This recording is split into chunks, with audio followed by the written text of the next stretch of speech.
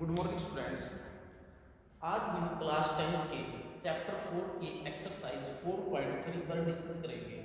पिछले लेक्चर में हमने 4.2 के बारे में डिस्कस किया था। आज जो हमारे पास क्वेश्चन होगा उसमें क्या बोलेगा, द गिवन क्वाड्रेटिक इक्वेशन, कोई हमारे पास क्वाड्रेटिक इक्वेशन होगी, ठीक है। Find the root if they are exist, हमने उसकी क्या निकालने पड़ेंगे, रूट निकालने पड़ेंगे। और कंडीशन बोलेगा इफ दे आर एग्जिस्ट, अगर वो एग्जिस्ट करते हैं तो। एग्जिस्ट करने के लिए हमें क्या निकालना पड़ेगा, डी निकालना पड़ेगा, ठीक है ना। अगर पर्टिकुलर हम डी निकालेंगे तो हमारे पास क्या बनेगा, डी निकालने के लिए आपने क्या लिखना पड़ेगा, D greater than is equal two of zero. अगर डी की वैल्यू हमारे पास ग्रेटर देन जीरो, जीरो से अगर बड़ी है, या फिर डी की वैल्यू किसके इक्वल टू है, जीरो के, तो हमारे सामने जो गिवन इक्वेशन है उसके हम रूट निकालेंगे। अदरवाइज अगर हमारे सामने जीरो या उससे नीचे कोई वैल्यू आती है तो उसके रूट नहीं निकालेंगे। और फिर क्या बोल दिया, हमने जो रूट निकाले कौन से मेथड से निकालने हैं, क्वाड्रेटिक इक्वेशन के by using completing square method, ठीक है। हमारे पास इक्वेशन हमने क्या करना है, यहां पर देखिए 2x square minus B 7x plus B 3 is equal to 0। सबसे पहले तो हमने जो x हमारा वेरिएबल है इसको एक तरफ रख लिया, ठीक है। देखिए 2x स्क्वायर माइनस के 7x कांस्टेंट को इस तरफ लेके चलिए। इसके बाद हमने क्या करना है, यहाँ पर जो x स्क्वायर का कोफिशिएंट है हमने इसको किसी न किसी तरह से हमें इसको एलिमिनेट करना है। तो हम एलिमिनेट क्या कर सकते हैं, हमने इसको 2 से डिवाइड करना पड़ेगा। दोनों तरफ हम क्या करेंगे, 2 से डिवाइड करेंगे, ठीक है। 2 से 2 कैंसिल हो गया तो क्या बच गया हमारे पास, एक्स स्क्वायर माइनस 7 बाई में 2x is equal to minus 3 upon में 2 बन गया। अब कंडीशन है कि यहां पर बोल दिया by using completing square method, यानी कोई ना कोई हमारे सामने प्रॉपर्टीज इसके अंदर जरूर बनेगी। वो प्रॉपर्टीज बन सकती है a माइनस बी का होल स्क्वायर भी, a प्लस बी का होल स्क्वायर भी। देखिए ये इसके ऊपर डिपेंड है, अगर यहाँ पर माइनस है तो कंफर्म है कि a माइनस बी का होल स्क्वायर की प्रॉपर्टीज बनेगी हमारी a square plus B square minus में 2ab। या तो प्रॉपर्टीज हमारे पास ये बनेगी, या फिर a प्लस बी का होल स्क्वायर, ए स्क्वायर प्लस में बी स्क्वायर प्लस में 2ab, या फिर प्रॉपर्टीज हमारे पास ये बनेगी, ठीक है।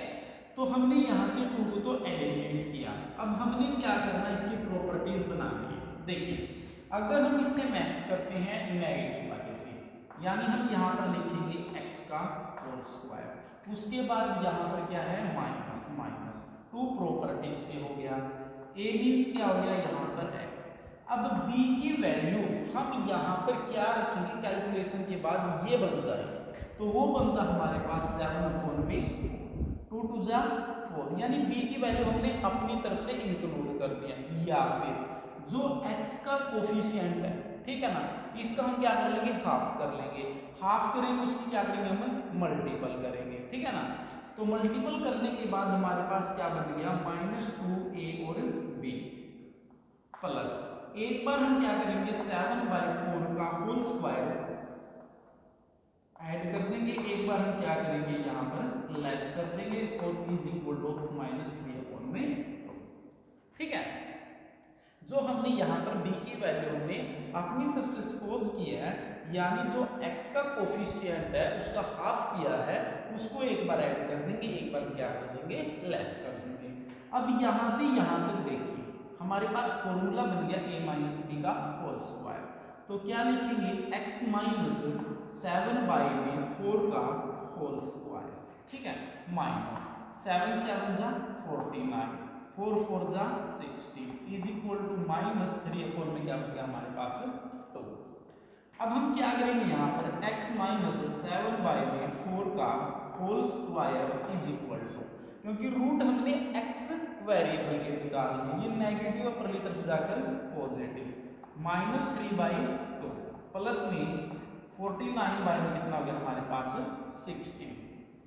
अब हम यहाँ पर क्या करेंगे, देखिए x माइनस 7/4 का whole square is equal to, देखिए इन दोनों का हम एलसीएम लेंगे, कितना हो गया एलसीएम 16, 2 से डिवाइड करेंगे 8, 8 3 से कितना आ गया 20 प्लस 16 को डिवाइड करेंगे 1, कितना आ गया 49, x माइनस 7y में 4 का होल स्क्वायर, इसमें से लेस करें क्या बच गया हमारे पास 25 में 16, x माइनस 7y में 4 का whole square is equal to, जो ये स्क्वायर लेफ्ट से राइट में हमारे पास इसमें कन्वर्ट होगा यहाँ पर अंडर रूट में, तो कितना हो गया 25 में 16, जो रूट होता है वो हमारे पास रियल और इमेजिनरी दोनों में ही होता है, तो यहाँ पर प्लस और minus, x minus 7/4 plus minus 5 कितना आ गया,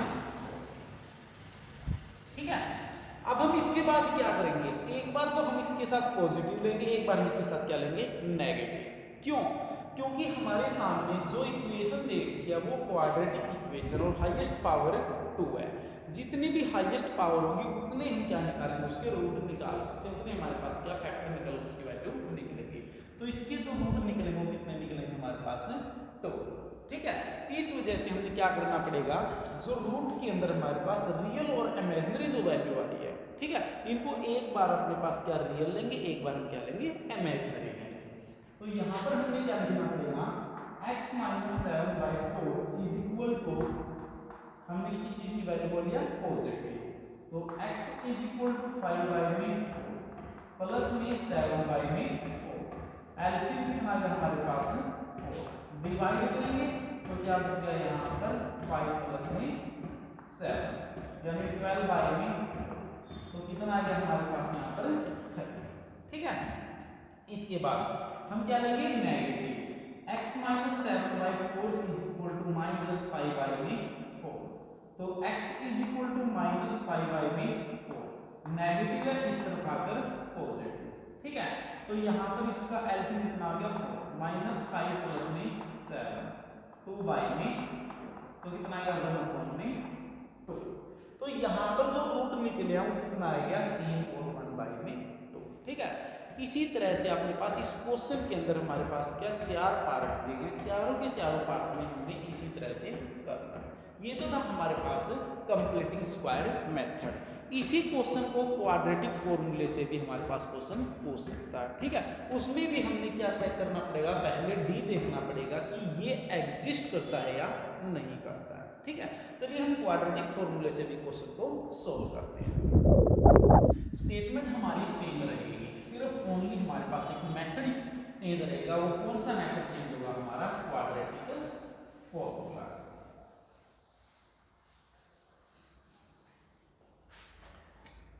अब हम यहां पर क्या लिखेंगे, by using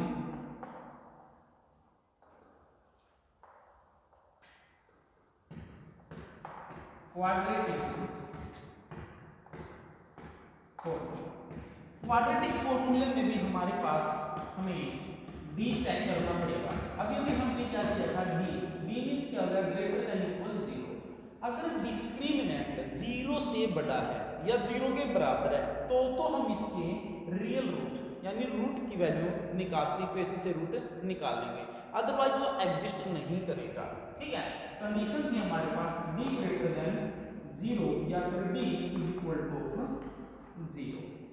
तो सबसे पहले चलो हम d ही देख लेते हैं, हमने d को यहाँ पर चेक करना पड़ेगा। d निकालने का फॉर्मूला क्या था, b स्क्वायर माइनस के 4ac, ठीक है।